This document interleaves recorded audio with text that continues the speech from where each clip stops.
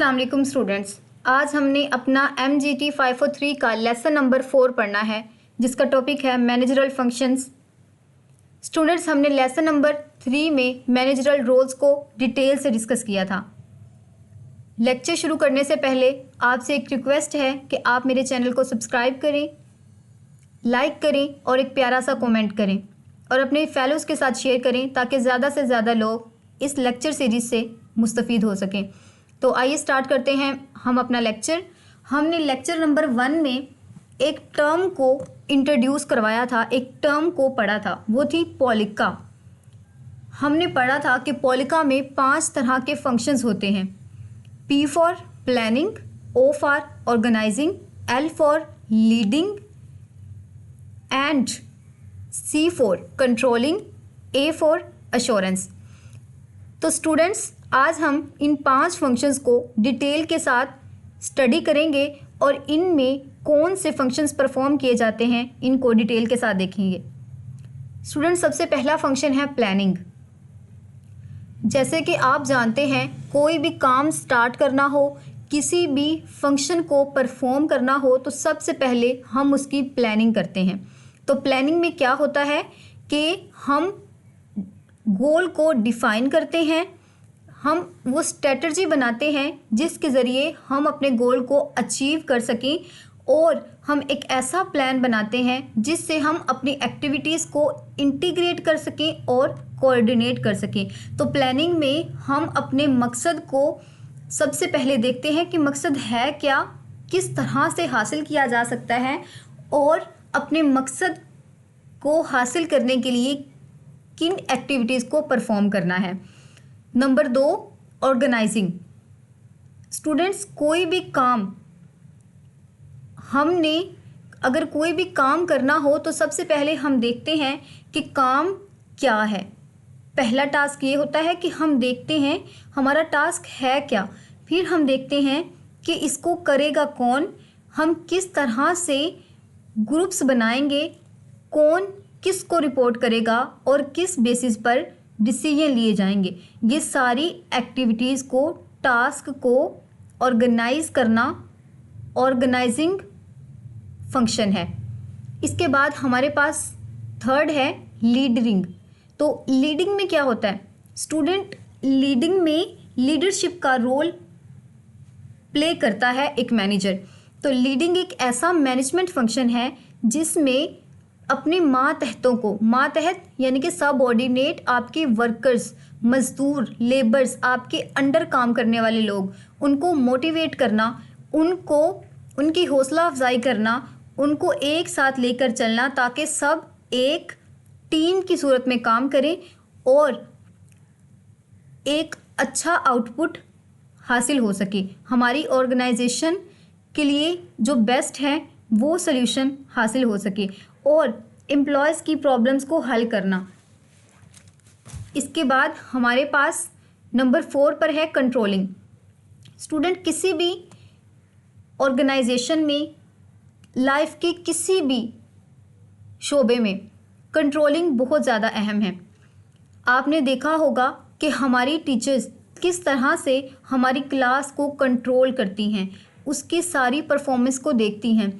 अगर हम देखें तो कंट्रोलिंग में क्या होता है, कंट्रोलिंग में हम थोड़ा सा क्रिटिकल देखते हैं, क्रिटिकल होकर जैसे हम मॉनिटर करते हैं कि क्या हमारी एक्चुअल परफॉर्मेंस आई है, क्या जो रिज़ल्ट्स हमें हासिल हुए हैं वो स्टैंडर्ड को अचीव करते हैं। स्टूडेंट्स, जैसे कि आप जानते हैं कि अगर हम कोई भी काम करने लगें, फॉर एग्ज़ाम्पल जब हम नई क्लास में होते हैं तो हमारा स्टैंडर्ड क्या होता है? हमारा स्टैंडर्ड फर्स्ट आना हो सकता है, हमारा स्टैंडर्ड बहुत अच्छे मार्क्स लेना हो सकता है, हमारा स्टैंडर्ड कोई भी टेस्ट को क्लियर करना हो सकता है। तो स्टूडेंट्स, कंट्रोलिंग में क्या होता है कि हम अपने काम को देखते हैं क्या ये हमारे स्टैंडर्ड को अचीव करेगा। अगर तो अचीव कर रहा है तो वेल एंड गुड, अगर नहीं तो हम अपने एक्शन को यानी कि अपने काम करने के अंदाज को ठीक करते हैं अगर ज़रूरी हो तो। इसके बाद अश्योरेंस। तो स्टूडेंट्स, ये सबसे अहम और बहुत ही ज़रूरी एलिमेंट है। स्टूडेंट, किसी भी मैनेजर से जो सबसे ज़्यादा डिमांड किया जाता है वो है क्वालिटी। तो क्वालिटी अचीव कैसे होती है? अगर कोई भी मैनेजर अच्छी प्लानिंग करे, अच्छी ऑर्गेनाइजिंग करे, वो लीडर बहुत अच्छा हो और अपने काम के फ्लो को अच्छे से कंट्रोल करे। तो स्टूडेंट ये एक एमसीक्यूज भी आपसे आ सकता है कि ऐसा कौन सा मैनेजमेंट का फंक्शन है जिसमें मैनेजर से डिमांड की जाती है या फिर मैनेजमेंट के प्रोसेस को और मैनेजमेंट सपोर्ट को पहले से एग्जीक्यूट कर दिया जाता है। तो स्टूडेंट ऐसा फंक्शन जिसमें प्लानिंग, ऑर्गेनाइजिंग, लीडरिंग और कंट्रोलिंग को सबसे पहले किया जाता है और इनकी रिपोर्ट आसान लफ्ज़ों में मैनेजर की सलाहियत को एश्योर किया जाता है, तो वो है एश्योरेंस। इसके बाद हम पढ़ते हैं मैनेजमेंट प्रोसेस। तो मैनेजमेंट का प्रोसेस क्या होता है? स्टूडेंट मैनेजमेंट एक ऐसा काम है जिसमें एक मैनेजर प्लान करता है, ऑर्गेनाइज करता है, लीड करता है और कंट्रोल करता है तमाम एक्टिविटीज़ को। ये तो आपको फिंगर टिप्स पे हो चुका होगा। पॉलिका मैनेजर क्या होता है, मैनेजर की ड्यूटीज़ क्या होती हैं, मैनेजर की रोल्स क्या होते हैं और मैनेजर से हम हासिल क्या करते हैं, हमारी एक्सपेक्टेशंस क्या होती हैं एक मैनेजर से। तो मैनेजरल प्रोसेस 4 किस्म के होते हैं। स्टूडेंट ये आपसे एमसीक्यूज पूछा जा सकता है, जैसे कि मैंने ये साइड पर आपको हाईलाइट करके दिखाया है। यहाँ पर लिखा है कि एमसीक्यूज नंबर 1 आपसे ये हो सकता है, there are dash management functions. तो मैनेजमेंट के कितने फंक्शन हैं? मैनेजमेंट के 4 फंक्शन हैं। ये आपका करेक्ट ऑप्शन है। इसके बाद वो 4 फंक्शंस है कौन से? तो स्टूडेंट ये एमसीक्यूज आपसे इस तरह से आ सकता है, correct sequence of management function. Management function का सीक्वेंस क्या है? तो वो क्या सीक्वेंस है? Methods, managerial roles and managerial work agendas. तो स्टूडेंट ये एमसीक्यूज भी आपसे पूछा जा सकता है। ये एक सीक्वेंस ठीक होगा और बाकी जो 3 सीक्वेंस हैं उनमें मिस्टेक होगी। तो ये इसका करेक्ट ऑप्शन है। इसके बाद हम पढ़ते हैं स्टूडेंट, ये भी एमसीक्यूज आपसे अक्सर पूछा जाता है कि किसी भी ऑर्गेनाइजेशन में प्रोसेसेस को कितने ग्रुप्स में डिवाइड किया जाता है? तो मैनेजमेंट प्रोसेस 2 तरह के ग्रुप्स पर इम्प्लाई होता है। वो कौन से ग्रुप्स हैं? नंबर 1 प्रॉफिट मेकिंग, ऐसी ऑर्गेनाइजेशन जिसका मकसद, जिसका गोल प्रॉफिट हासिल करना होता है, वो है प्रॉफिट मेकिंग ऑर्गेनाइजेशन। और नंबर 2 वो है नॉन प्रॉफिट मेकिंग ऑर्गेनाइजेशन, ऐसी ऑर्गेनाइजेशन जिसे प्रॉफिट से कोई लेना देना नहीं होता, वो होती है नॉन प्रॉफिटेबल ऑर्गेनाइजेशंस। तो स्टूडेंट्स इसकी डेफिनेशन आपसे पूछी जाती है कि dash organization which main purpose center on issue and other making profit. तो ऐसी कौन सी ऑर्गेनाइजेशन जिसका मकसद लोगों के मसाइल हल करना, लोगों को फैसिलिटेट करना होता है, ना कि प्रॉफिट बनाना। तो ऐसी ऑर्गेनाइजेशन को हम कहते हैं non for profit organization. For example हमारे पास गवर्नमेंट ऑर्गेनाइजेशंस हैं, हमारे कल्चरल इंस्टीट्यूट्स हैं, चैरिटेबल इंस्टीट्यूट्स हैं और हमारी हेल्थ केयर फैसिलिटीज़ हैं। स्टूडेंट इसके लिए एक बहुत ही कॉमन सा एक ऑर्गेनाइजेशन है जिसकी वैन्स आपने अक्सर हमारे रोड्स पर भी देखी होंगी, ईदी ट्रस्ट। तो ये एक ऐसी ऑर्गेनाइजेशन है जो लोगों के वेलफेयर के लिए काम करती है। ये गरीबों को खाना खिलाती है और ज़ख्मियों को बर वक्त हॉस्पिटल पहुंचाने का काम करती है। इसके बाद हम देखते हैं स्टूडेंट, यहाँ पर एफिशिएंसी की डिफ़ाइन दी गई है। आपने अपने मैट्रिक में, अपनी फर्स्ट ईयर सेकेंड ईयर की फ़िज़िक्स में बहुत ही अच्छी तरीके से इस कॉन्सेप्ट को पढ़ा है। तो एफिशिएंसी क्या होती है? एफिशिएंसी ये है कि लीस्ट इनपुट से मोस्ट आउटपुट हासिल करना, कम से कम ज़राए को इस्तेमाल करके ज़्यादा से ज़्यादा फ़ायदा हासिल करना। तो ये है एफिशिएंसी। तो यानी कि लो वेस्टेज, हमारे सोर्सेज कम यूज़ हों लेकिन जो हमें परफॉर्मेंस मिले वो हाई हो, तो उसे हम कहते हैं एफिशिएंसी। तो किसी भी मैनेजर का जो सबसे बड़ा रोल होता है, जो उसकी काबिलियत होती है, कैपेबिलिटी होती है, वो है एफिशिएंसी, यानी कि वो कम से कम ज़राए इस्तेमाल करके ज़्यादा से ज़्यादा आउटपुट देता है। तो स्टूडेंट यहाँ पर मिस्टेक्स का जिक्र किया गया है कि ऐसी कौन सी मिस्टेक्स हैं जो एक मैनेजर करता है। सबसे पहले यहाँ पर इस छोटे से पैरे में से आपको 3 तरह के MCQs आ सकते हैं। सबसे पहले है अराइवर्स। स्टूडेंट्स, अराइवर्स कौन होते हैं? ऐसे मैनेजर्स जो अपनी कंपनी को टॉप पर ले जाते हैं। उनकी एफिशिएंसी, उनकी प्लानिंग स्ट्रेटजी इतनी हाई और हाई क्वालिटीड होती है, उनकी परफॉर्मेंस, कि वो अपनी कंपनी को ऊपर ले जाते हैं, हाई रैंक करवा देते हैं। इसके बाद एक हैं डीराइवर्स। तो स्टूडेंट्स, ये वो लोग होते हैं जो स्टार्ट में तो बहुत अच्छे से काम करते हैं, वो उनकी कंपनी बहुत सक्सेसफुल होती है, लेकिन आगे जाकर कुछ अरसे बाद उनकी कंपनी अपने ट्रैक से उतर जाती है। तो ऐसे मैनेजर्स को हम कहते हैं डीराइवलर्स। तो ये भी आपको 3 तरह से MCQs आ सकते हैं। नंबर 1 इस तरह से आ सकता है कि dash those made it all way to the top of their company. तो कौन है जो अपनी कंपनी को ऊपर लेके जाते हैं? वो अराइवर्स। तो इस तरह से भी आ सकता है अराइवर्स मेक्स। तो वहाँ पर आपको 4 तरह के ऑप्शंस होंगे जिसमें से आपने करेक्ट चूज़ करना है। Those make it all way to the top of their companies. इस तरह डीराइवर्स हैं, ये भी इसी तरह से आपसे MCQs पूछा जा सकता है कि who were successful earlier but were knocked out to the fast track. तो कौन होते हैं? वो डीराइवलर्स। इसके बाद स्टूडेंट, ये MCQs भी बहुत अहम है कि dash group who had talented and weakness but which has most fatal flaws.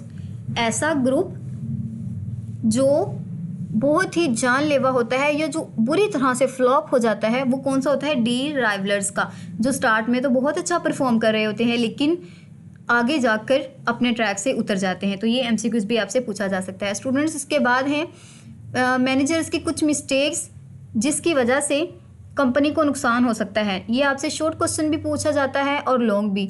तो स्टूडेंट्स, सबसे पहला आपसे ऑप्शन सबसे पहला जो हमारे पास है वो है इनसेंसिटिव टू अदर।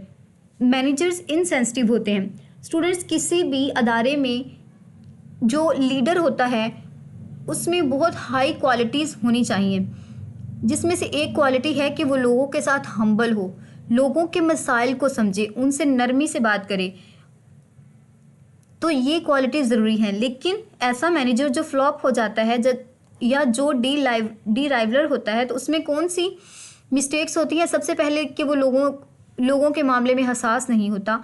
दूसरी बात, वो बहुत ज़्यादा उखड़ा सा होता है, जैसे ना खुरदरा सा रवैया, थोड़ा सा चिढ़ के बात करना, सख्ती से बात करना, इमिडेटिंग होता है, बहुत ज़्यादा सर्द मिजाज होता है, गैर मुंसफाना होता है और उसका हर वक्त डांटने वाला स्टाइल होता है। फिर कोल्ड, अलोफ एंड एरोगेंट, वही मगरूर होता है और उसका रवैया बहुत सर्द होता है, लोगों के साथ हम्बल नहीं होता। इसके बाद उस पर ट्रस्ट नहीं किया जा सकता। स्टूडेंट्स, एक मैनेजर के पास अपनी ऑर्गेनाइजेशन की, अपने बॉस के बहुत से राज होते हैं और उसकी कंपनी की सारी एफिशिएंसी और उसका जो मोराल है वो एक मैनेजर पर ही डिपेंड कर रहा होता है। तो स्टूडेंट, ये सबसे अहम क्वालिटी है कि एक मैनेजर को ट्रस्टेबल होना चाहिए। मैनेजर की ये सलाहियत होनी चाहिए कि इंसान उस पर ट्रस्ट कर सके। इसके बाद ओवर एम्बिशियस, वो अपने काम को लेकर कुछ ज़्यादा ही एम्बिशियस होता है। और दूसरी बात कि वो अगली जॉब का सोच रहा होता है, वो जो काम कर रहा होता है उसमें बहुत सियासतें खेल रहा होता है, जैसे करप्शन करना। जो पैसा आपने अपने प्रोजेक्ट पर लगाना था जो कंपनी ने, उसमें से करप्शन करना स्टार्ट कर देता है। इसके बाद है स्पेसिफिक परफॉर्मेंस प्रॉब्लम्स, यानी कि वो परफॉर्मेंस दे ही नहीं पाता। स्टूडेंट्स, परफॉर्मेंस तो तब आती है ना जब सब लोग एक ग्रुप की सूरत में काम करें, सारे वर्कर्स, सारे एम्प्लॉयज़ खुश हों, वो अपने काम के साथ सिंसियर हों। और ये करना किसकी जिम्मेदारी है? मैनेजर की। लेकिन अगर मैनेजर इनसेंसिटिव है, बहुत ज़्यादा मगरूर है, उसका सर्द रवैया है, तो क्या सब लोग एक टीम की सूरत में काम कर पाएंगे?